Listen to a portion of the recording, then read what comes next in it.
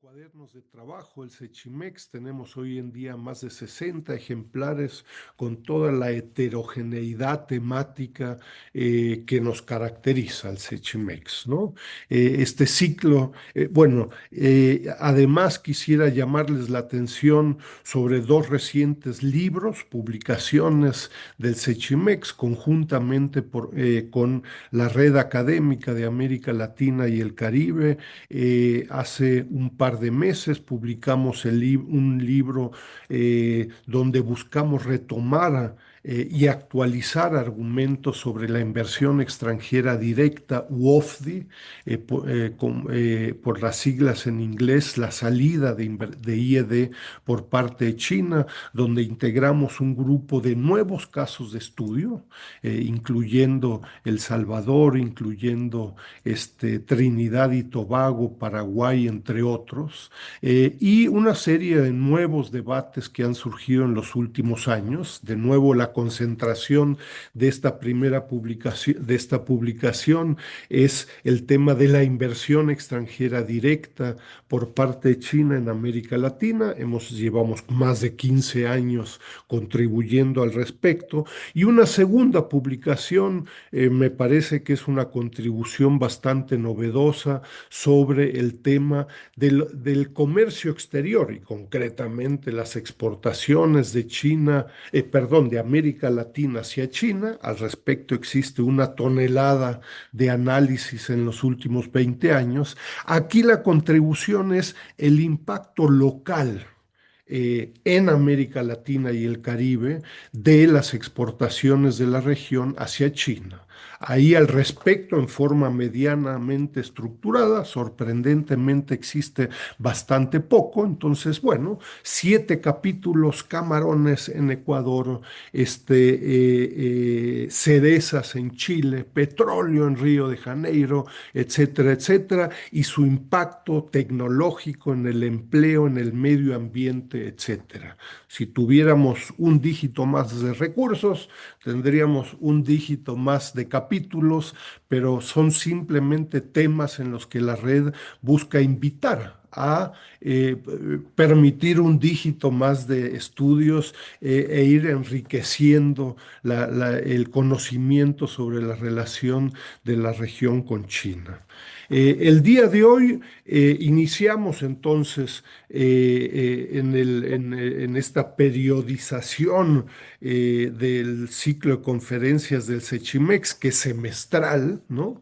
Iniciamos entonces con me parece que muy interesante y valioso semestre. Vamos a tener un grupo de muy interesantes conferencias en el transcurso del semestre. En breve publicaremos todas las publicaciones y estamos muy contentos con contar con Jorge Luis Alfaro Gómez. Yo les recuerdo, Jorge es maestro en economía por la Universidad de Pekín, ingeniero civil industrial de la Pontificia Universidad Católica de México, de Chile, por supuesto.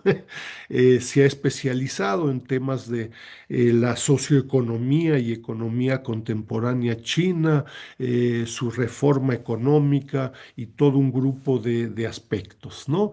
El día de hoy estamos muy contentos y siempre buscando temas llamativos, nuevos, ¿no? Que no necesariamente sean demasiado conocidos, ¿no?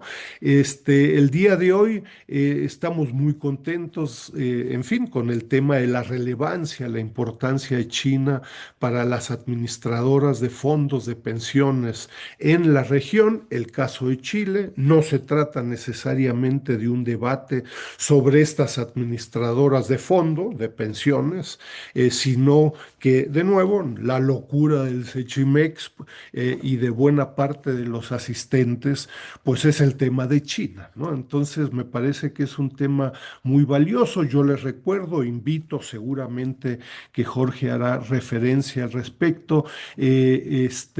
han realizado con un grupo de colegas, con Gabriel Artaza, con Andrea Freites, con Johannes Renner y con Tamara González, una publicación.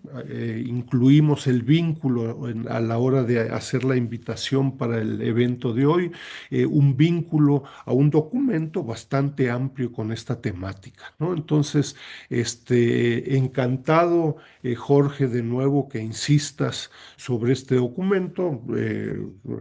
No tenemos ningún problema al respecto, sino que por el contrario creemos, en fin, en la autoría, el esfuerzo y las investigaciones, que como todos sabemos implican mucho esfuerzo, ¿no? Entonces, muchas gracias de nuevo, Jorge, por tu tiempo, por tu esfuerzo, y entonces adelante. Yo te recuerdo, la dinámica es una presentación de alrededor de unos 45 minutos, y le recuerdo también al auditorio que las preguntas las realizamos vía el chat de Zoom, ¿no? Yo les recordaré vía el chat en un momento, por favor de plantear sugerencias, preguntas, críticas vía el chat, ¿no?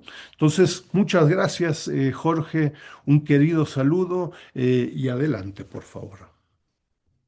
Muchas gracias a usted, profesor, por la oportunidad que me da de presentar esta investigación y, por supuesto, muchas gracias a todos los asistentes.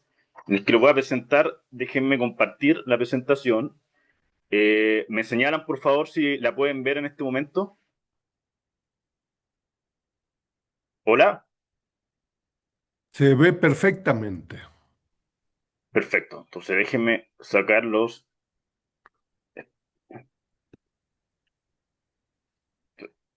Eh, lo vamos a poner acá arriba. Sí, se ve muy ¿Ya? bien, gracias, Jorge. Ahí se ve perfectamente. Excelente. Bueno, muchas gracias por la presentación, profesor. Efectivamente, este es un trabajo en el que hemos estado trabajando los últimos meses con un equipo que me asignaron del ICLAC y cuyo tema es la exposición de los fondos de la AFP, es decir, de la administradora de los fondos previsionales chilenos, a instrumentos financieros chinos. Este es un tema del que anteriormente no se había recabado información, no se había hecho investigación y que ha suscitado cierto interés precisamente porque era desconocido y porque en general se desconoce cómo funciona el sistema financiero chino. Déjame ver si puedo pasar. Ahí está. ¿Me comunican, por favor, si se puede pasar de slide? Sí, funciona Perfecto. perfectamente, Jorge.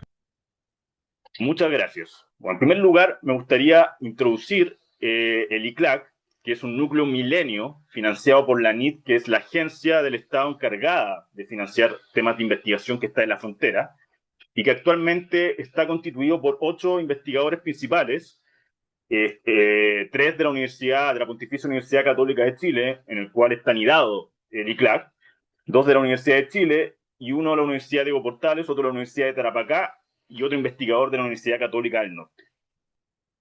Entonces, el propósito fundamental del ICLAC es precisamente estudiar el impacto de China, que ha irrumpido las últimas 2 décadas en Latinoamérica, y en concreto en la influencia política que ha tenido China en Latinoamérica, cuál ha sido el impacto del intercambio comercial y de las inversiones, y cuál también ha sido la percepción y la adaptación social de la comunidad latinoamericana a la irrupción de las relaciones con China. Entonces, déjenme introducirle a rasgos generales de qué se trata el sistema previsional chileno. El sistema previsional chileno fue constituido el año 1981 y básicamente consistió en un sistema de capitalización individual que vino a reemplazar el sistema de reparto que existía anteriormente. El sistema actual está constituido por 4 pilares. El primero, que es mayoritario, que es el de la capitalización individual obligatoria. Cada trabajador tiene que poner el 10% de su salario imponible en estas cuentas, y estas cuentas son administradas por la administradora de fondos previsionales que invierten en distintos instrumentos financieros, tanto a nivel doméstico como internacional. Segundo pilar es el de existencia de contribuciones voluntarias, que es un pilar muy minoritario, como vamos a ver posteriormente. En tercer lugar, existe un pilar solidario que garantiza una pensión mínima para aquellas personas en situación de mayor precariedad y que se complementa con fondos estatales. Y en cuarto lugar, es importante mencionar que existen regímenes especiales para carabineros y para las Fuerzas Armadas. Entonces, en la imagen podemos ver cuáles son las 7 AFP que actualmente existen. El número de cotizantes llega a la cifra de 5,9 millones de personas. Y acá podemos ver en el gráfico que presento la distribución de los cotizantes según el tipo de AFP. El monto total de la AFP asciende al 240.000 millones de dólares. Para esto ponerlo en perspectiva, el PIB nominal de Chile es de 360.000 millones de dólares, por lo cual las AFP constituyen aproximadamente 68% del PIB nacional, lo cual es una cifra bastante importante. Las AFP invierten en distintos tipos de fondos, cuyo riesgo aumenta de la A a la E. Es decir, existen determinados límites también a la inversión en activos extranjeros. En el caso del fondo A, se puede invertir la totalidad en activos extranjeros, en cambio, en el fondo E el límite es solamente del 35%. Y redondeando lo que había señalado anteriormente, el pilar 2, que es voluntario, apenas asciende a la cifra de 4.900 millones de dólares, que es aproximadamente el 2% del sistema AFP, es decir, es mucho menos relevante que la inversión que realiza la AFP. Aboquémonos a continuación a la inversión de la AFP en China. En el gráfico que presento a continuación, podemos observar cuál ha sido la evolución de los montos de la inversión de pensiones chilenos en China, desde el segundo semestre del año 2014 al tercer trimestre del año 2025. Entonces, lo primero que salta a la vista es la alta volatilidad de la inversión. Y a septiembre del 2025 alcanza la cifra de 7.827 millones de dólares. Ya mencioné cuál es el PIB chileno al año 2025 de 360.000 millones de dólares. Entonces, esta inversión constituye aproximadamente el 2% del PIB nacional, lo cual es una cifra bastante importante. Sin embargo, estos montos son muy inferiores a lo observado en marzo del 2021, que ascendieron a 16.871 millones de dólares. Es decir, en poco más de 4 años ha habido un descenso de aproximadamente 53%. Haciendo un análisis algo más detallado de la evolución de los fondos, podemos observar en primer lugar que entre el segundo semestre del 2015 y el primer trimestre del 2016, las inversiones cayeron a 1/3 de su valor. Y esto justamente fue en la línea del desplome del Shanghai Composite Index que tuvo lugar durante ese periodo de tiempo. Algo que es contraintuitivo es que en el año 2020, en la coyuntura del COVID-19, se observó un aumento bastante significativo de la inversión, y esto se dio también en la línea de un mercado alcista chino durante ese año, que está de alguna manera sustentado en la percepción de una de la economía china frente al COVID. Podemos recordar que el año 2020, aun cuando el COVID se inició en Wuhan, en la provincia de Hubei, en China, ese año el impacto en China fue relativamente acotado. El año en que el impacto fue mucho más álgido fue el año 2022. Luego podemos observar una caída bastante importante post-pandemia, entre los años 2021 y 2024, que se explican por una debilidad estructural del mercado chino, por problemas en el sector inmobiliario. Durante este periodo de tiempo tuvo lugar el colapso del gigante inmobiliario Evergrande, que era de hecho la empresa inmobiliaria más grande del mundo en su momento. Hubo una caída de la demanda global debido a los conflictos internacionales, la guerra entre Ucrania y Rusia y la guerra entre Gaza e Israel. Y por ciento también podemos mencionar el impacto de la guerra comercial con Estados Unidos, que se inició en la primera administración de Trump, que luego también prosiguió con la administración de Biden y que se ha vuelto mucho más álgida el último año. Sin embargo, es de notar que el año 2025, aun cuando los valores son muy por debajo de los máximos alcanzados anteriormente, a partir de septiembre del año 2025 podemos notar una fuerte alza que está en línea con los retornos anuales del mercado bursátil chino, como vamos a ver posteriormente. Entonces es importante notar cuál es la evolución de la proporción de la inversión extranjera por países, la comparativa por países. Lo primero que salta a la vista es que, con diferencia y de manera constante, el principal destino de los fondos de AFP en el extranjero es Estados Unidos. Comenzando el 2014 el orden del 35%, luego tuvo una disminución brusca, pero ha vuelto en el último tiempo a volver más o menos a esa cifra del 35%. Pero lo que es de notar es que a partir del segundo semestre del 2018, China empieza a ocupar la segunda posición, que es algo que efectivamente es bastante desconocido a nivel de la comunidad en general. Entonces, lo primero que podemos afirmar es el efecto de la ley 20.956 del año 2016, que introdujo cierta flexibilización regulatoria en las inversiones de AFP, y esta flexibilización fomentó una mayor diversificación global, lo cual se puede notar en la reducción bastante brusca de la dominancia que observábamos de Estados Unidos, y tuvo también un impacto en la expansión hacia mercados como el chino. Desde fines de 2021, el valor total invertido en China cae, como observamos anteriormente, pero su proporción se mantiene relativamente estable hasta el segundo trimestre del año 2022. Por lo tanto, esta caída se dio como una tendencia global de reducción a la inversión extranjera que no fue exclusiva a China.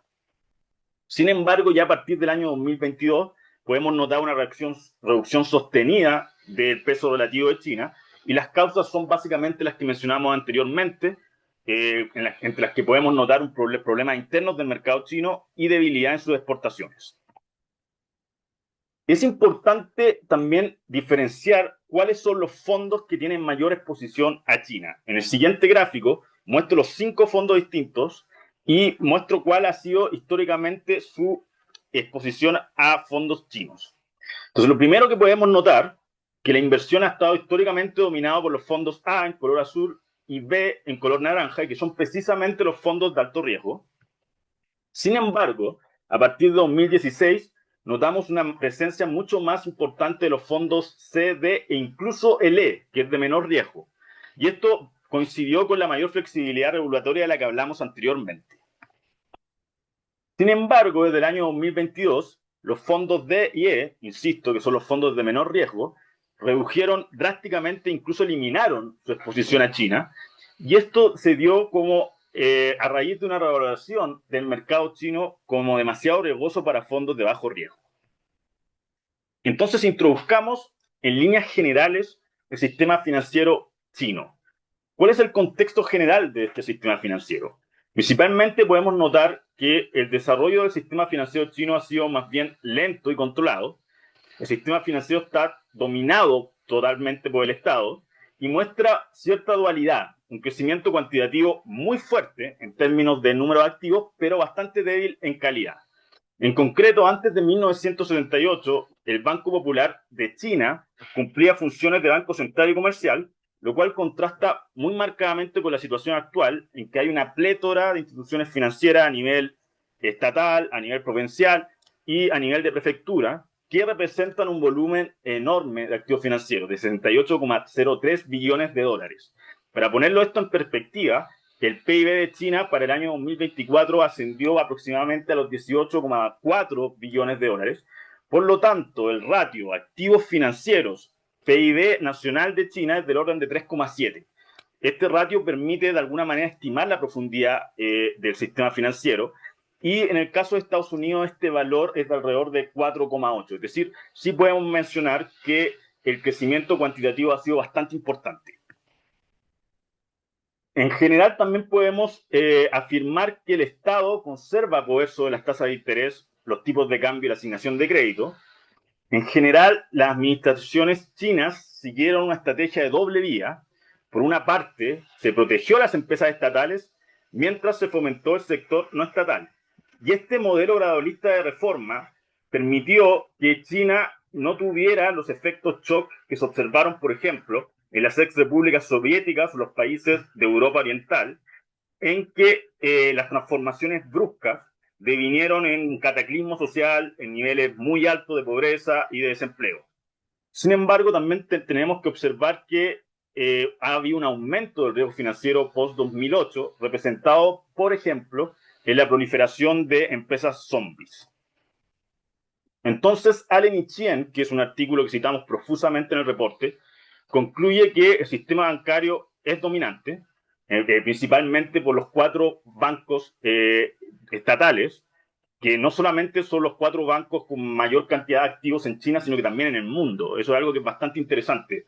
La mayoría de la gente piensa que son bancos de inversión norteamericanos los que tienen mayor cantidad de activos. En realidad, estos 4 bancos chinos, denominados el Big Four, son los principales bancos mundiales en términos de activos.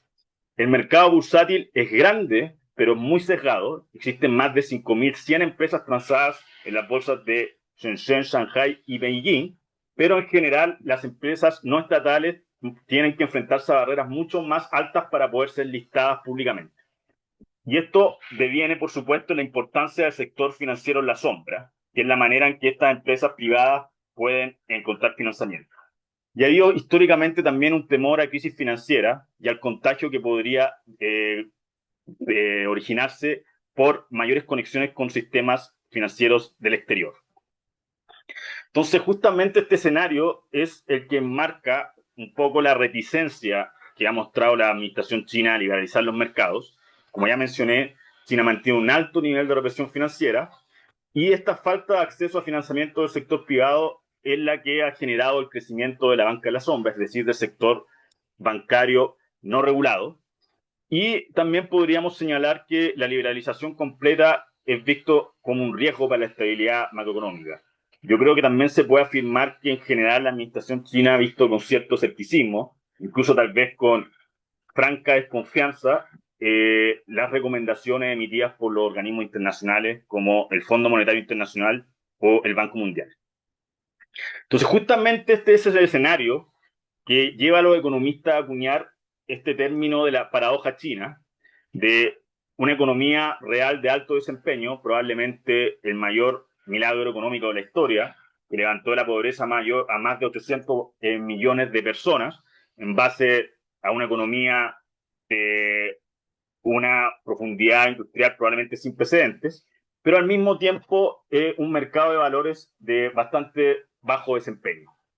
Entonces, en el gráfico que muestro a continuación, podemos ver las rentabilidades mensuales para las acciones cotizadas en grandes países y las de acciones de empresas chinas cotizadas en el extranjero y en el mercado doméstico, es decir, las acciones de tipo A. Primero notemos la línea de color gris, que es justamente las empresas chinas de acciones de tipo A, es decir, las transadas en las bolsas de Shanghai, Shenzhen y Beijing, y podemos notar que entre el año 2000 y 2018 el rendimiento fue prácticamente nulo. Es decir, la inversión de un renminbi en el año 2000 en acciones de tipo A habría redituado solo 1,01 renminbi el año 2018 ajustado por inflación.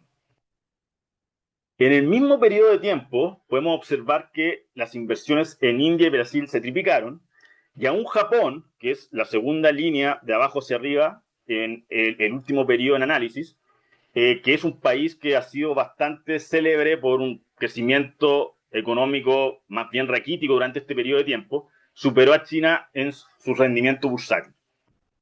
Entonces la pregunta central es cómo podemos conciliar esta economía que ha tenido un crecimiento económico impresionante con un mercado bursátil más bien débil.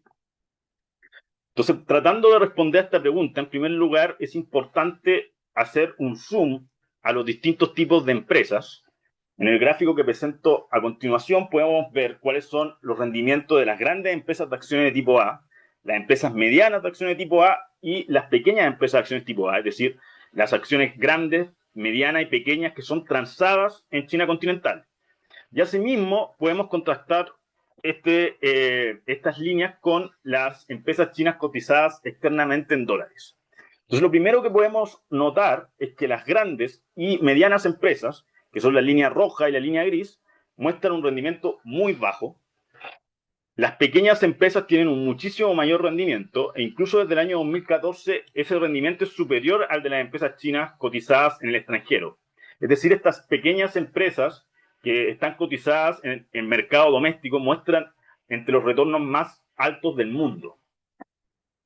Y el contraste es muy importante porque precisamente las empresas grandes cotizadas en el extranjero, en particular en Hong Kong y en Estados Unidos, muestran mucho mejor desempeño que las empresas grandes cotizadas domésticamente, aun cuando ambos grupos de empresas operan en el mismo contexto macroeconómico. Esto nos lleva a pensar que la diferencia en términos de rendimiento se puede deber a los distintos barreras que enfrentan estas empresas para ser listadas públicamente. Entonces la pregunta que nos tenemos que hacer es si China es efectivamente atractiva como destino de la inversión financiera.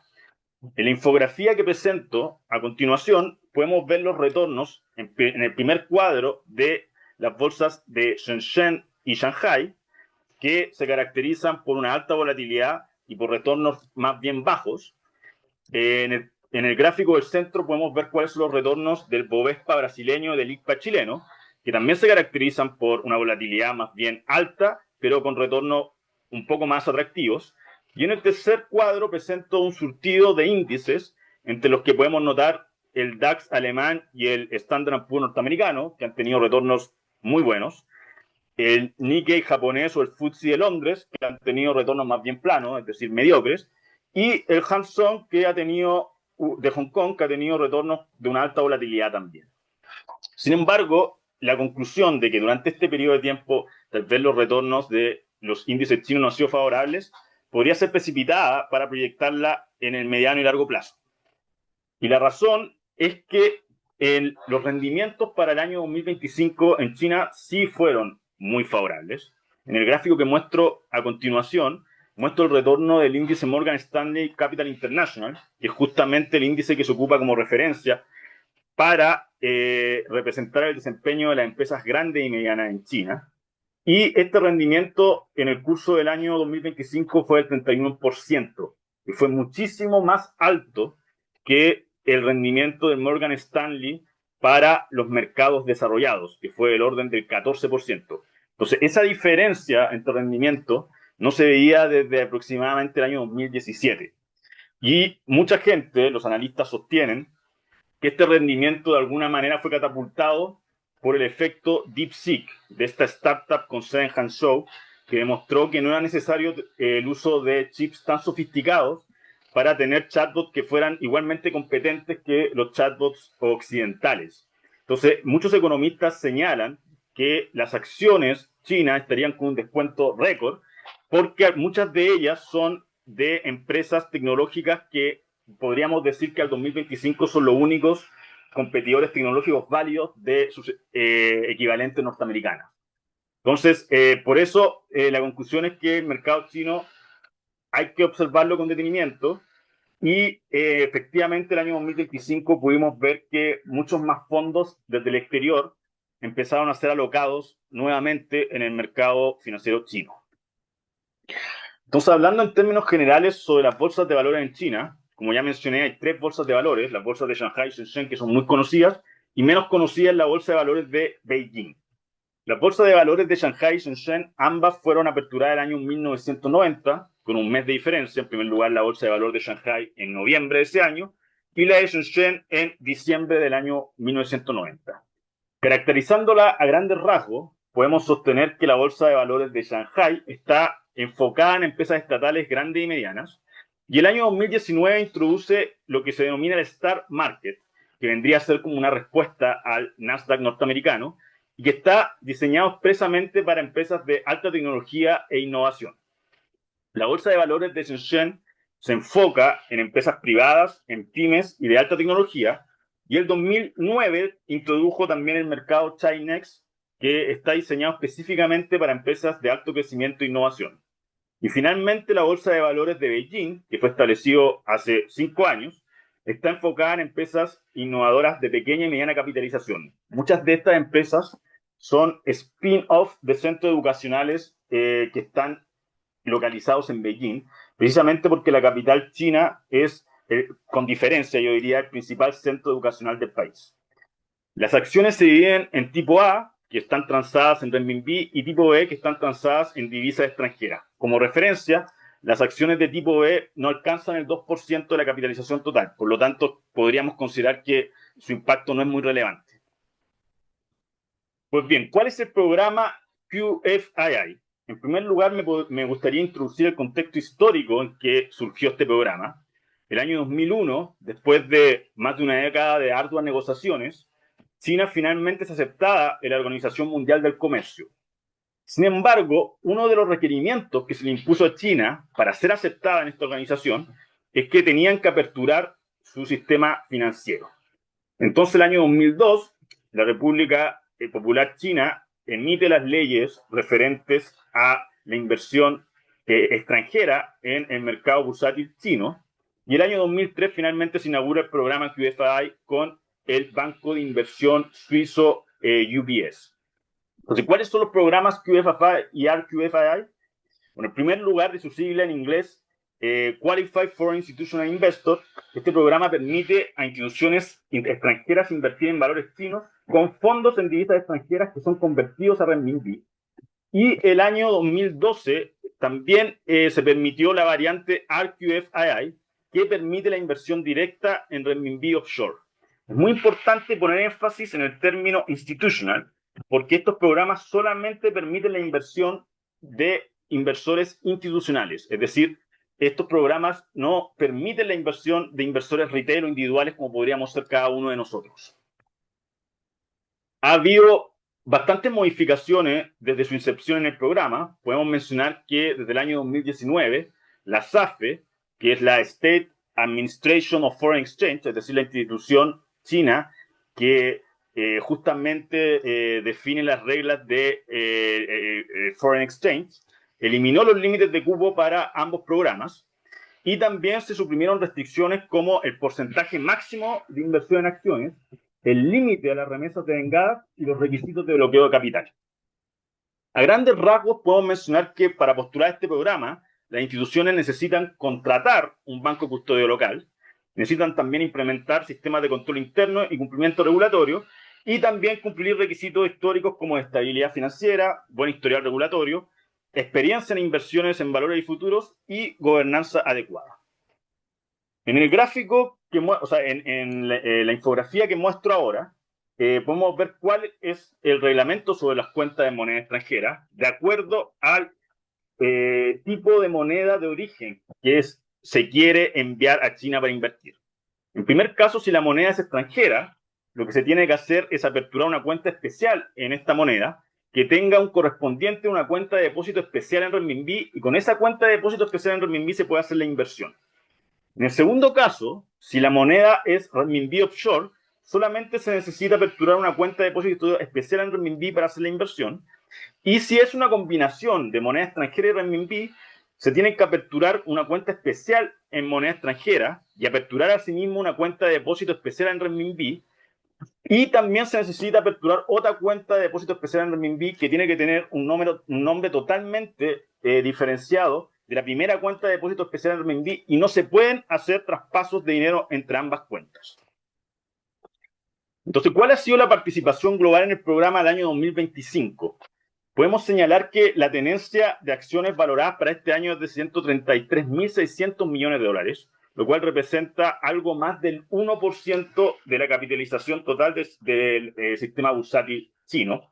Y esto contrasta bastante importantemente con la situación en Estados Unidos, en que la tenencia de inversores extranjeros representa algo así como el 20% de la capitalización total. Es decir, efectivamente, inversores extranjeros invierten mucho más en Estados Unidos que en China en términos relativos. En el diagrama que muestro a continuación, podemos ver cuál es la proporción acumulada por región geográfica a través del tiempo, desde la incepción del programa el año 2003 hasta noviembre del año 2025. Hay en la actualidad 928 instituciones registradas al programa, y podemos notar una primera ola en la que Europa y Estados Unidos lideraron. Específicamente del año 2003 al 2008, Europa en color verde claro y Estados Unidos morado representaban algo más del 60% de las instituciones. Sin embargo, a partir del año 2009 empezamos a notar que Japón, Corea, la región de la Gran China, es decir, Taiwán, Hong Kong y Macao, empiezan a estar mucho más representadas, y a partir del año 2013 incluso ya alcanzan más o menos el nivel de 60% que se ha mantenido constante hasta la actualidad. Y en los últimos años también es de notar que el Medio Oriente ha sido una fuente reciente de crecimiento. Entonces hay que preguntarse cuál es la situación de América Latina en color celeste claro. Bueno, no, es la región menos representada, por eso no se ve la línea básicamente el año 2025. Solo hay 3 instituciones iberoamericanas. Una de ellas es el BBVA español y las otras 2 son instituciones brasileñas, Bradesco e Itaú. Itaú. Y el caso de Chile es que en el año 2015 se suscribió un acuerdo entre el Banco Central chileno y el Banco Popular de la República de China. El acuerdo contemplaba un swap de monedas renminbi peso chileno y también se le asignaba un cupo de 50.000 millones de yuanes para el programa RQF-II. Sin embargo, la situación actual es que ninguna institución chilena se ha inscrito en este programa. Entonces, ¿cuál es el caso de México? México, al igual que Chile, no tiene instituciones que participan en el programa, pero la situación es bastante interesante porque los CIEFORES, que son las sociedades de inversión especializadas en fondos para el retiro, que representan activos totales de 8.081.486 millones de pesos mexicanos, es decir, alrededor de 469.301 millones de dólares, y que representan también 22% del PIB nacional, sí tienen activos invertidos en China. Sin embargo, los activos son de un monto muy inferior porque también existe la regla de que solamente se puede invertir un límite de 20% en inversiones de valores extranjeros. Entonces, ¿cuál es la inversión de México o de las CIEFORES concretamente en activos en instrumentos financieros chinos? La metodología que seguí para poder extraer esta información fue muy parecida a la que seguí con el caso chileno. Lo que hice fue descargar 55 informes trimestrales del CONSAR. Escribí un código Python que me permitió identificar y extraer las tablas de inversión en valores extranjeros por país y afores. Esto fue un ejercicio bastante laborioso porque las tablas cambiaban mucho de formato. Consolidé la información para hacer los gráficos y también tengo que puntualizar que lamentablemente el informe para marzo del 2016 no estaba en línea. Entonces esa información no la podemos tener los gráficos, es el único periodo del que no contamos información. Entonces, la inversión de los CIEFORES en Chile, acá tenemos el gráfico, desde el 2011, desde el cuarto trimestre del 2011, en que es el primer registro en que hay inversión en China, hasta el tercer trimestre del año 2025, septiembre del 2025. El gráfico, si ustedes se fijan, se asemeja más o menos al caso chileno. Naturalmente, también observamos una alta volatilidad de la inversión. A septiembre del año 2025 alcanza la cifra de 55.827 millones de pesos mexicanos, lo cual aproximadamente es 3.241 millones de dólares. Si se acuerdan, la cifra anterior, en el caso chileno, para la misma fecha era del orden de 7.500 millones de dólares, es decir, la inversión de las CIEFORES en China es menos de la mitad de las AFP chilenas en el mismo país. Y los montos también son muy inferiores a los observados en junio del 2022, en que ascendían a los 92.197 millones de pesos mexicanos. Entonces, haciendo la comparación entre países, en la proporción de la inversión extranjera por países, en el caso mexicano podemos notar que está consistentemente dominada por Estados Unidos. Es decir, en el año 2011 y 2012 era del orden de 70%, y en la actualidad ronda el 55%. China nunca ha tenido una posición dominante, aun cuando por el año 2022 logró superar el 10%, alcanzó una cifra de 12,5% aproximadamente. Y, sin embargo, sí es bastante relevante la inversión en índices globales. Y es posible que estos índices globales tengan cierto grado de exposición a China. ¿Cuál es la evolución de la inversión en China como proporción de la inversión extranjera de cada Afore? Lo que hice fundamentalmente fue escoger los 5 Afores que mostraban mayor exposición a China para el último registro que tenemos, es decir, desde septiembre del 2025, y grafiqué básicamente el comportamiento en términos de la proporción de la inversión extranjera de cada uno de estos Afores. Lo primero que salta a la vista es que las inversiones son extraordinariamente volátiles. Podemos notar, por ejemplo, el colapso de Copel entre los años 2022 y 2023. Copel es justamente la línea en color morado, en que el año 2021 alcanzó sobre el 40% de toda su inversión extranjera depositada en China, pero en cosa de un año y medio, colapsó y llegó a cifras del 5%, incluso ahora menos, mucho menos que el 5%. Y actualmente Sura es el inversor más importante. Entonces es de notar también que existen estrategias muy diferenciadas entre las Afores, y esto yo creo que, sin querer profundizar más ahora, porque fue un análisis bastante superficial el que hice, creo que puede ser un punto de partida para investigaciones futuras. Después de esta digresión, volvamos al programa QFII. se inauguraron también en el año 2014 y 2016 los programas Stock Connect, que conectan la bolsa de Hong Kong con la de Shanghai y la bolsa de Hong Kong con la de Shenzhen, y que da acceso a los inversionistas extranjeros a mercados financieros de China continental a través de Hong Kong. Entre los inversionistas extranjeros también podemos contar inversionistas retail, es decir, nosotros podemos invertir, cada uno de nosotros podemos invertir mediante los programas de Stock Connect. Entonces, esto eliminaría en principio la necesidad de contar con una licencia QFI. Sin embargo, esta conclusión es precipitada porque los programas de Stock Connect son de un ámbito muchísimo más limitado.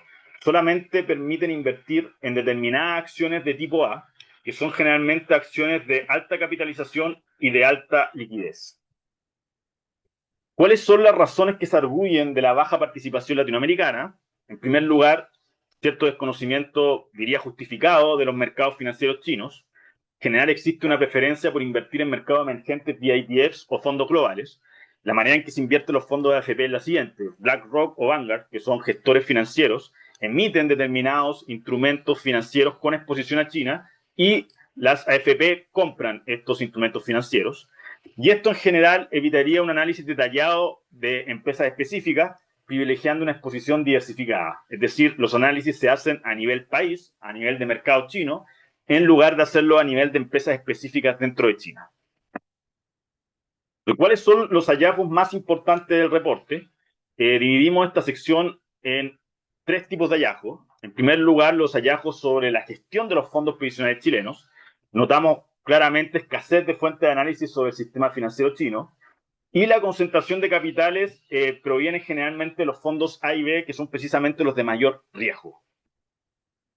En cuanto a los hallazgos sobre la estrategia de China para los mercados financieros, podemos notar en primer lugar un menor desarrollo relativo del sistema financiero chino frente a la economía real china. Es decir, la economía real china representa algo así de como el 19% del PIB global, en tanto que la capitalización del mercado bursátil chino representa algo así como el 11,3% del sistema financiero global. Por consiguiente, podemos afirmar que efectivamente el sistema financiero está rezagado con respecto a la economía real. Sin embargo, es importante prestar permanente atención a las declaraciones y resoluciones de los tomadores de decisiones, porque dado el sistema de gobernanza que tiene la República Popular China en general, las decisiones y la implementación de estas decisiones se toman de una manera muy acelerada. En concreto, este fin de semana, Xi Jinping señaló por primera vez de manera pública su intención de internacionalizar el renminbi, y esto justamente tendría un enorme impacto geopolítico, porque el dólar, al ser la moneda de reserva internacional, le da un enorme poder financiero, pero también geopolítico a Estados Unidos. Entonces, los economistas sostienen que la única amenaza concreta que podría llegar a quitarle la corona al dólar podría ser el renminbi, no en el corto plazo, pero sí en el mediano y largo plazo. ¿Y cuáles son los hallazgos en lo referente a la relación bilateral China y Chile? Bueno, en primer lugar, los AFP son por lejos los principales controladores de la inversión nacional en los mercados internacionales de capitales. 6,7% de los fondos de pensiones destinados al exterior se invierten en China, lo cual contrasta mucho con la situación mexicana, en que es del orden del 0,4-0,5%. Y existe una asimetría muy importante en la naturaleza de las inversiones China-Chile. China generalmente prioriza la inversión directa, mientras que Chile en general se concentra en la de mercados de capitales. Es decir, en el curso del año 2024, la inversión directa de Chile a China ascendió al orden de 10 millones de dólares, que es una cifra casi insignificante en comparación con el dinero que invierten las AFP en los mercados financieros chinos. Me gustaría, antes de concluir, hacer una invitación a un libro que precisamente publicó el director del ICRAC, Francisco Urdines, y cuyo nombre es Economic Displacement, China and the End of US Primacy in Latin America. Y en el libro se muestra una serie de indicadores muy interesantes en la que muestra precisamente cómo este fenómeno del desplazamiento económico de China en desmedro de Estados Unidos, que ha tenido lugar los últimos 20 años, no solamente ha sido muy importante en términos de los montos, sino que también es bastante impresionante la velocidad en la que ha tenido lugar este desplazamiento. Entonces los dejo invitados a que puedan echarle una mirada a este libro. Bueno, este es el código QR para descargar el informe y también les dejo mi contacto. Y finalmente, me gustaría terminar con una reflexión sobre la relevancia de esta investigación. La relevancia principal, si ustedes se quieren quedar con una sola idea, es que, por una parte, en Chile había un desconocimiento bastante patente en los montos involucrados en inversión de los fondos de pensiones en China, pero lo cual también es bastante importante, es que en China probablemente hay un desconocimiento casi total de que una parte importante de los fondos que provienen del exterior provienen de las AFP chilenas. ¿Y por qué motivo ellos desconocerían esta situación? Porque la inversión, como ya mencioné, no se hace directamente bajo el marco que ha establecido la administración china, sino que se hace mediante gestores financieros como BlackRock o Vanguard. Y por tanto, estos gestores financieros no están obligados a dar la información de dónde provienen los fondos en que se invierte en China. Es un paquete de fondos de distintos lugares, de distinta proveniencia, y esos fondos, esa bolsa es la que luego se invierte en instrumentos financieros chinos. Bueno, muchas gracias por su presencia. No, muchas gracias, Jorge. Felicidades al esfuerzo de ICLAC y de todo el grupo de investigación, ¿no? Me parece que es una contribución muy sustantiva. Yo les recuerdo a los que nos están escuchando de nuevo que entre hoy y mañana subiremos la grabación y también el PowerPoint que presentó Jorge, ¿no? Este, yo destaco, gracias también, Jorge, por la postdata. Yo diría de que es un tema de investigación en cada uno de los países de América Latina, incluyendo México, pero también otros países, ¿no? Yo creo que es una beta y una provocación en el buen sentido de la palabra importante, ¿no? Eh, Me parece que la presentación, las conclusiones invitan, como lo hemos venido haciendo en el Sechimex y en la red desde hace más de una década, invitan a nuevos temas, ¿no?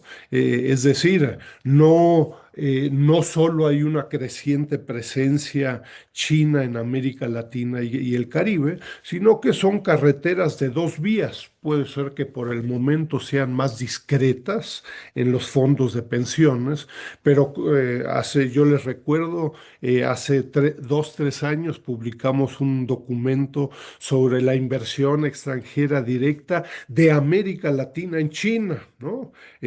Más de 350 páginas y donde, bueno, destacan empresas chilenas, brasileñas, argentinas, mexicanas, y que llama la atención incluso en el público chino que no está enterado en el tema y la primera reacción fue, oye, te equivocaste en el título, se trata de las inversiones chinas en América Latina. No, ¿qué crees? Hay más de 20 años de experiencias, se analizan 15 empresas ahí y el tema de los fondos de pensiones me parece igual de forma discreta, lenta, pero un tema que hay que poner simplemente en el radar en América Latina y en China. Yo ahí me tomo me tomo la palabra, Jorge. Ya se están formulando algunas preguntas, pero me gustaría simplemente preguntarte, Jorge, a ver, Chile. Y yo te diría en forma preliminar, porque claramente el informe se concentra en el tema de Chile, pero ahora sí que respuestas que han obtenido por colegas y otras personas a su estudio, investigación, publicación y con base en su conocimiento.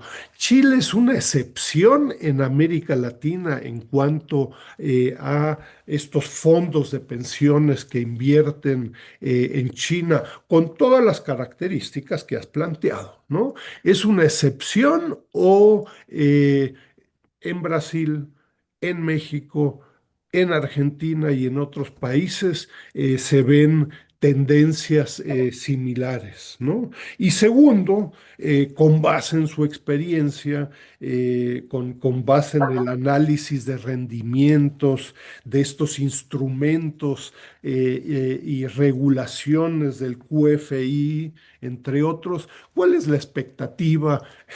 No es del todo irrelevante, erráticas medidas por parte de Trump en el 2025, ¿no? Y amenazas múltiples. No creo que los fondos de pensiones estén en el radar en esta discusión, pero genera incertidumbre, ¿no? Entonces, ¿cuál es la expectativa de ustedes? Pensando en el corto plazo, acá no hay largo plazo, me parece, la volatilidad es enorme, pero ¿cuál es la expectativa de ustedes para el caso de Chile, concretamente, de estos fondos de pensiones, ¿no?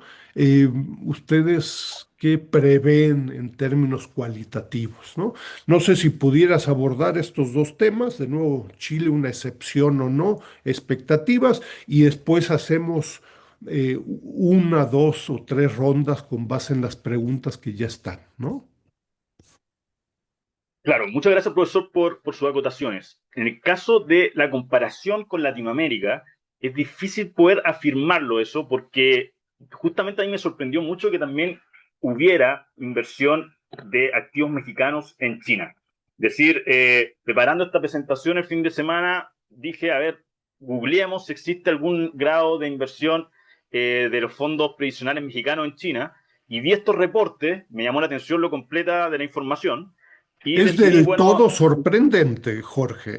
Esto en México no se conoce, ¿no? Así es que, aunque sea el claro, 0,4%, es un paso. Perdón que te interrumpa. exactamente. Es decir, a nosotros también nos sorprendió mucho este elemento en Chile. Es decir, en Chile, cuando yo les decía a la gente que China es el segundo destino de la inversión extranjera de la AFP, mucha gente pensaba que era una broma, porque Estados Unidos, todos suponemos que efectivamente es el principal mercado internacional, mercado bursátil internacional, pero el de China ha ido posicionándose de una manera bastante importante. Y esto yo creo que es bastante interesante de remarcar considerando el desarrollo histórico del sistema financiero chino, es decir, las bolsas de valores de Shenzhen y Shanghai apenas rebasan los 35 años. Podemos decir que la bolsa de Nueva York fue fundada en 1792, la bolsa de Santiago de Chile fue fundada en 1893-94. Entonces, en cuestión de menos de 35 años, ya el sistema de capitales chinos es el segundo más grande del mundo. Representa el 11,3% del sistema de capitales global. Entonces, esto yo creo que, por una parte, efectivamente yo creo que Chile probablemente, me atrevo a decir, tendría que, eso sin embargo, evaluar las fuentes de otros países, pero me atrevo a decir que Chile probablemente es el país que más invierte en términos de fondos previsionales en China, porque también el sistema previsional chileno tiene una mayor profundidad. Es decir, en el caso de Chile representa alrededor del 68% del PIB nacional, en tanto en el caso de México representa el 22%. Entonces, yo pensaría que efectivamente la exposición de Chile es mayor, pero insisto, tendría que recabar data de otros países latinoamericanos para poder afirmar con mayor consistencia esta pregunta. En caso de la segunda acotación, de cómo se ve en el mediano, en el corto plazo la inversión en China, bueno, yo señalaría en primer lugar que la AFP de alguna manera ya incorporaron la noción de que los mercados financieros chinos son riesgosos. Entonces, yo pensaría que la inversión va a seguir más o menos en los niveles actuales, a no ser que haya un repunte sostenido que no solamente sea de un año, sino que de varios años consecutivos. Porque efectivamente estas alzas, como la que ocurrió el año 2025, tuvieron lugar anteriormente en China, pero de un momento a otro vino un desplome también de los índices y por lo tanto eso afectó bastante a los fondos de pensiones. Y ahí fue cuando las AFP decidieron que es mejor que estos fondos estén concentrados en los fondos tipo A y B, que son los de mayor riesgo y que en general concentran a personas de menor edad.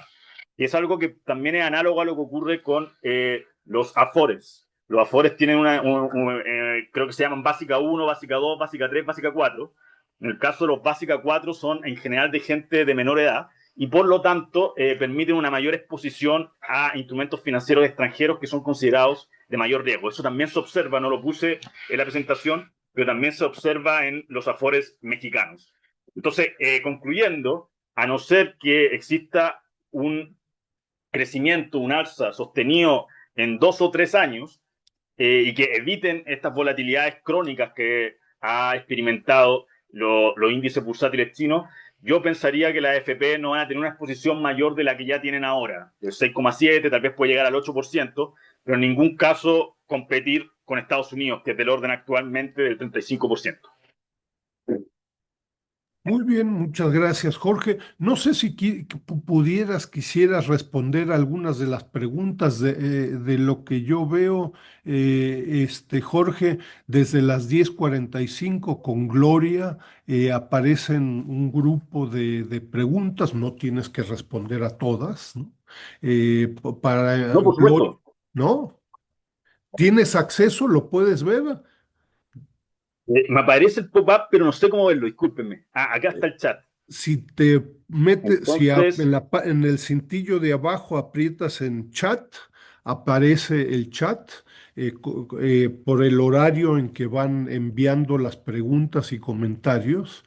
Y si te desplazas hacia abajo, a las acá diez está. cuarenta y Perfecto. cinco hay una primera pregunta de Gloria y después un par de otras. De nuevo, no tienes que responder a todas, ¿no?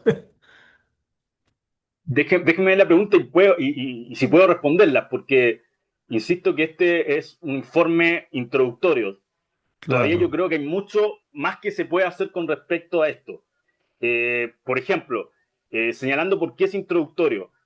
La base de datos de la Superintendencia de Pensiones no tiene un acceso libre a toda la población. Nosotros lo tratamos de conseguir y no pudimos. Entonces, lo que tenemos, realmente lo que mostramos son los puntos por cada periodo, pero no sabemos, por ejemplo, cuánto, cuando la línea sube se debe a que los instrumentos financieros chinos rentaron más o a que hubo mayor inversión de las FP chilenas en China. Entonces, ese tipo de análisis todavía no lo podemos conjugar, pero esperamos en una siguiente publicación ya tener acceso a esas bases de datos. Pero déjeme ver las preguntas, por favor. 10:45 es que, claro, lo tengo. Gloria. 1:45, que como acá son la una, acá. Perfecto. Entonces, la primera pregunta de Gloria es si se puede saber cómo han sido las rentabilidades obtenidas en China de las afores mexicanas que invierten en China, con respecto a las inversiones obtenidas en otros mercados y los instrumentos en México. Si lamentablemente esa información yo la traté de obtener básicamente en los reportes y no aparece esa información. Y es bastante difícil de obtener. ¿Por qué motivo? Porque los afores mexicanos o las afores mexicanos invierten de una manera similar a cómo invierten las AFP chilenas, es decir, compran instrumentos que tienen representación en China y que la emiten estos gestores financieros. Por lo tanto, el análisis que habría que hacer es del instrumento financiero concreto, qué porcentaje tiene exposición a China y tendríamos que ver cuáles son los retornos de esos instrumentos y ponderarla por los distintos instrumentos con exposición a China. Y ahí podríamos obtener un retorno.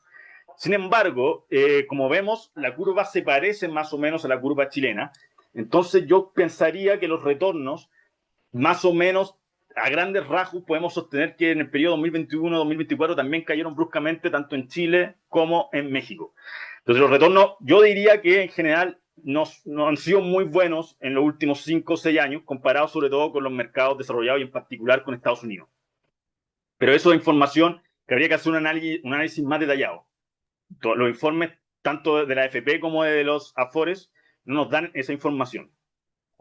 Hay En una, términos generales, fue beneficioso para los cotizantes de Chile que los fondos de pensiones inviertan en instrumentos financieros de China.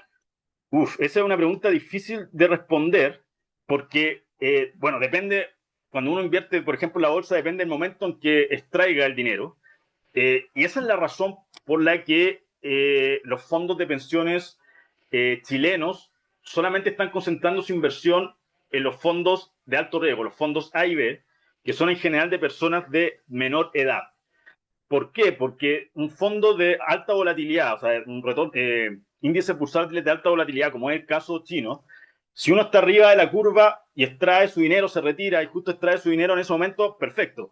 Pero si justo nos tocó la parte baja del valle de la curva, obviamente las pérdidas son muy importantes. Entonces, en general, se ha tratado de invertir en China, han subido los montos con respecto a la situación original, pero las AFP están siguiendo la estrategia de solamente depositar ese dinero en los fondos de alto riesgo, que son fondos de gente joven y que por lo tanto los retornos se van a hacer en el largo plazo. No va a estar tanto sometido a variaciones en el corto plazo, como es el caso de gente que está próxima a retirarse. Existe la posibilidad, según la ley mexicana y china, de que administradoras chinas puedan operar directamente en México a través de un intermediario, o esto no es del todo necesario. Existe la posibilidad, administradoras chinas O sea, autorizar. es el caso inverso, si entiendo, Jorge, ¿no? No de América Latina a China, sino que fondos de pensiones o inversionistas chinos inviertan en las bolsas latinoamericanas y concretamente de Chile y de México. ¿Sabes algo al respecto o no? Es una pregunta muy interesante. Es una pregunta muy interesante porque es justamente una idea que nos estamos planteando estudiar como próximo reporte. ¿Qué es lo que ocurre? La situación es la siguiente. Para el año 2006-2007, China tenía una balanza comercial muy favorable, con números extraordinarios, y por lo tanto acumulaba dólares. La estrategia del Estado chino fue, en general, de comprar bonos soberanos del Tesoro norteamericano, que son instrumentos financieros de muy bajo riesgo, probablemente el menor riesgo, pero que tienen un retorno relativamente bajo también. Entonces, con esta acumulación que para el año 2006-2007 era del orden de 6 trillones de dólares, es decir, 6 billones de dólares en español, es decir, un número sideral de dólares acumulados, la administración china lo que decidió fue establecer fondos soberanos chinos. Esto es algo que también es bastante poco conocido. Todos conocemos el Fondo Soberano Noruego, que creo que representa algo así como el 2% de la capitalización global, pero lo que no se sabe muy bien es que en el top 3, el primero es el noruego, pero el segundo y el tercero son chinos. Y la suma de los activos de los fondos soberanos chinos es todavía mayor que los activos del fondo noruego. Entonces, ¿qué nos hace pensar esto? Que probablemente China está diversificando mucho sus inversiones en el exterior y lo que nosotros pensamos en el caso concreto de Chile es que estos fondos soberanos probablemente invierten en el mercado bursátil local. Y no me extrañaría que también lo hicieran en el mercado bursátil mexicano. Entonces, esa pregunta es muy interesante, pero para tener una respuesta más elaborada habría que hacer una investigación sobre eso. Pero yo pensaría, dado los números involucrados, que efectivamente debería existir inversión tanto en Chile como en México. Tengo entendido que estos fondos soberanos, la suma de ambos es del orden de 2,3 billones en español de dólares, es decir, una cifra muy grande. Veamos la siguiente pregunta.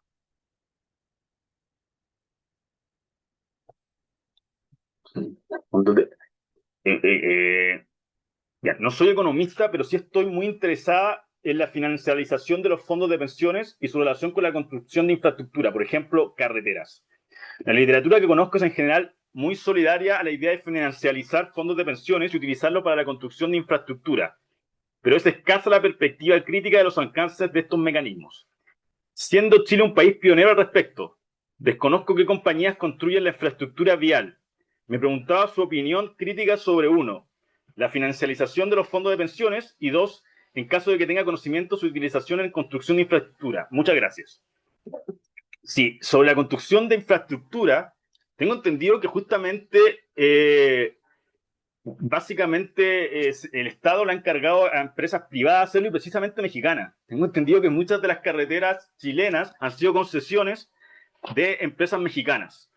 En el caso de la financiación de los fondos de pensiones, yo creo que tengo que ser muy honesto y me tengo que reservar un poco la respuesta a esa pregunta, porque va más allá de el ámbito del informe. Es decir, precisamente el debate sobre los fondos de pensiones chilenos es bastante acalorado en Chile. El año pasado tuvo lugar la emisión de una nueva reforma en la que los fondos de pensiones y en particular los fondos de tipo A y B van a ser reemplazados por camadas generacionales. En ese sentido se va a parecer más a los Afores, en las que existen estas camadas básico 1, básico 2, básico 3, básico 4. Entonces, si efectivamente yo estoy a favor de la financiarización de los fondos de pensiones, me veo un poco en una situación incómoda tener que responder a esa pregunta porque el análisis técnico es bastante complejo. Es decir, sí es cierto que las pensiones de los grupos de ingresos más bajos y de gente que cotizó por menos años, porque eso también ha ocurrido en Chile, en general son muy, muy bajos. Efectivamente son muy, muy bajos. Y ese es un tema de discusión latente, pero yo creo personalmente que no tengo los antecedentes para responder con propiedad a esa pregunta y sería un poco arbitrario decir un sí, estoy a favor o un no con los elementos que manejo actualmente. Eh,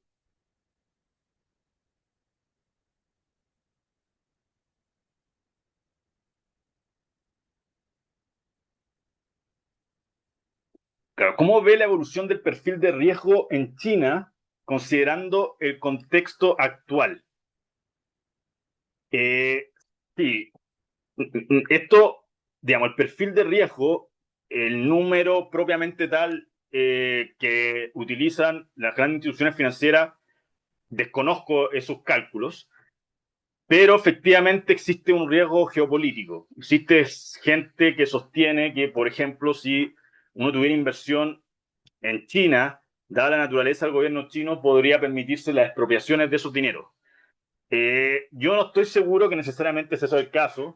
Para poder afirmar eso tendría que haber un antecedente de que haya ocurrido eso, y ese antecedente no existe. Es decir, la Administración Central nunca ha expropiado los fondos de instituciones financieras que han invertido en el mercado bursátil chino. De hecho, la Administración Central china de manera paulatina, está tratando de aperturar y de atraer a mayores inversores institucionales extranjeros. Incluso están tratando de pasar reformas que hagan un vínculo en la manera de evaluar a los gerentes de las empresas con el precio y el desempeño bursátil de la acción de la empresa. Entonces, la intención y también en la línea de internacionalizar el renminbi es justamente aperturar paulatinamente el sistema financiero chino, porque un sistema financiero restringido sería un impedimento bastante grande a la internacionalización del renminbi. Hay gente que señala que hace sentido esta internacionalización porque China, al ser el país que más comercia con el resto del mundo, tanto en términos de importaciones como exportaciones, sería natural que su moneda fuera la moneda de transacción.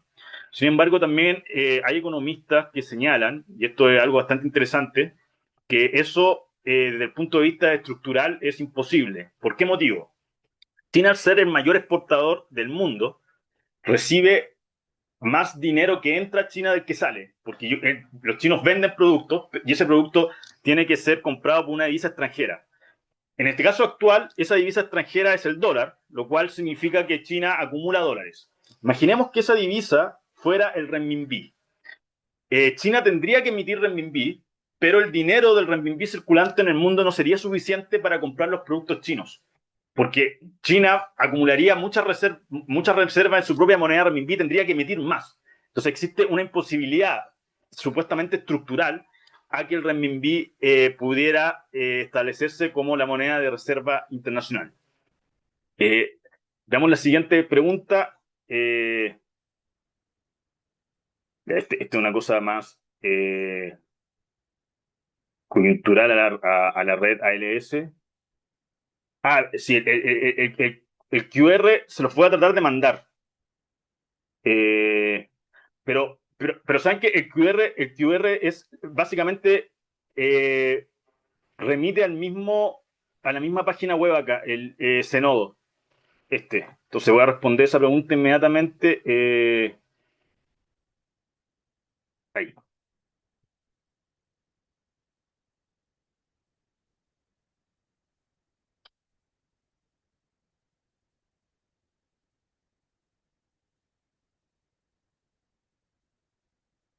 Ya.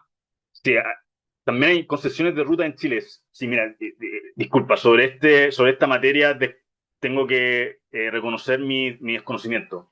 El ámbito básicamente, de esta investigación es sobre los fondos de pensiones chilenos, pero entiendo que pueden haber investigadores del ICLAC que estén tratando esta temática. Si quieres, puedes dejarme tu contacto y yo le puedo preguntar a gente que participa del ICLAC en Chile. Me refiero a la última acotación, si hay importantes concesiones de ruta en Chile a empresas de China. Si le parece a Maya Seger. Yo le puedo preguntar a gente del ICLAC sobre eso, sobre esa materia. Sí. Bueno, si tienen alguna otra pregunta. Muy bien, no, eh, mira, Jorge, te agradezco mucho. Yo creo que es un tema y un muy innovador, una contribución muy valiosa. Verás de las preguntas, por supuesto, si haces una presentación en Brasil, pues te preguntarán sobre Brasil o Argentina, etcétera. Pero bueno, yo creo que eso es positivo, invitar a nuevas investigaciones, desmistificar la relación eh, de América Latina y el Caribe con China, en todo este rompecabezas que existe, ¿no? Eh, Aquellos interesados en proyectos de infraestructura, ¿no? Incluso en Chile, yo los invito a revisar el monitor de la infraestructura china en América Latina, que venimos publicando anualmente desde el 2020 y contamos con un banco de datos de más de 300 proyectos de infraestructura, incluyendo proyectos chinos en Chile. Y de las Malvinas a Tijuana, ¿no? Entonces, en fin, ojalá y pudiéramos estar en contacto. Varios investigadores me preguntaron personalmente si hubiera forma ahí de integrarse a las investigaciones ya específicamente sobre México. Hay expertos en Afores en México, y yo creo que es un tema que, si bien cuantitativamente eh, menor, aunque un 6,7% no es irrelevante en el caso de Chile, menor probablemente en otros países, pero que con un enorme potencial. Y como preguntaban por ahí, ojo, el tema de inversiones en América Latina por parte de fondos chinos, creo que es un tema tampoco irrelevante, ¿no? En términos de la diversificación fuera de los bonos estadounidenses, eh, ¿eso qué significa, no? Significa que China simplemente está reduciendo su exposición, ¿no? De que está logrando diversificar como lo han hecho en términos de inversiones, de comercio exterior, y no vaya a ser que América Latina pudiera ser un receptor. Bienvenido a nuevos temas, ¿no? Creo que hay muchos temas que nos dejas ahí pendientes. Y Jorge, bueno, felicidades por el trabajo ahí en ICLAC. Ojalá podamos seguir en contacto, y por favor no dejen de informarnos sobre los resultados, ¿no? Muy agradecido por informarme. Y no sé si quisieras plantear algún otro tema antes de terminar la conferencia, ¿no? Sí, precisamente usted mencionó un monitor. Tengo entendido, yo no trabajo directamente en esto, que el ICLAC también tiene un monitor que trata de básicamente dar idea de las inversiones chinas en Sudamérica. Solamente considera los países sudamericanos. Y tengo entendido que ese monitor fue actualizado ayer con 5 países más. Colombia, Venezuela, las Guyanas, creo que también Surinam y Panamá, tengo entendido.